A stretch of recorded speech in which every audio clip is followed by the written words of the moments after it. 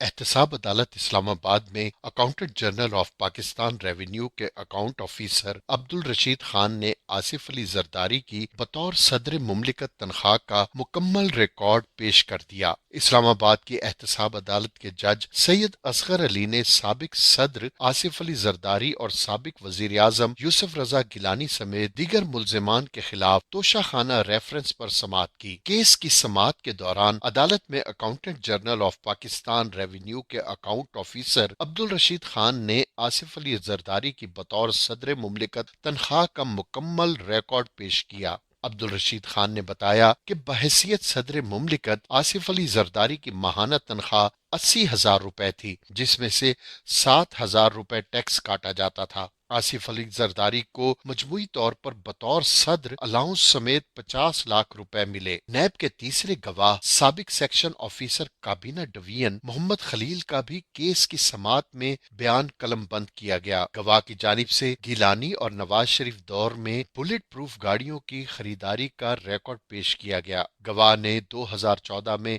High risk security गाड़ियां खरीदने की वजीर आजम को भेजी गई समरी पेश की। काबीना और फाइनेंस डिवीजन की जानिब से भेजी गई समरी की नकूल भी अदालत में पेश की गईं। 10 मर्सिडीज और 10 लैंड क्रूजर गाड़ियां खरीदने के लिए समरी 20 सितंबर 2014 को भेजी गई। गवाह ने मजीद बताया कि 6 अप्रैल 2017 को भी एक समरी वजीर आजम के सेक्रेटरी फवाद हसन फवाद को भेजी। 6 अप्रैल 2017 को summary finance secretary Tariq Bajwa ने फवाद हसन फवाद को भेजी। ये समरी एक गाड़ी के लिए 29 मिलियन की इजाफी ग्रांट के लिए भेजी गई थी। डेप्यूटी प्रोसिक्यूटर सरदार मुजफ्फर अब्बासी ने एहतसाब अदालत से तोशाखाना रेफरेंस की रोजाना की बुनियाद पर समाअत की इस्तदाद की और कहा कि नैब कानून कहता है 30 दिन में नैब केस का फैसला होना जरूरी है। नैब प्रोसिक्यूटर ने कहा कि मुल्जिमान के वकला रोज दस्तयाब नहीं तो आसिफ जरदारी और यूसुफ गिलानी को तलब करें। मुल्जिमान के वारंट जारी करें ताकि उनके सामने गवाहान के बयान हों। मुआविन वकील सफाई ने अदालत में कहा कि हम फिर कह देते हैं कि वजीर आजम इमरान खान को बुला लें, उनके सामने करें सब। इस मौके पर एहतसाब अदालत ने तोशाखाना रेफरेंस पर समाअत 23 दिसंबर तक मुलतवी कर दी और आइंदा समाअत पर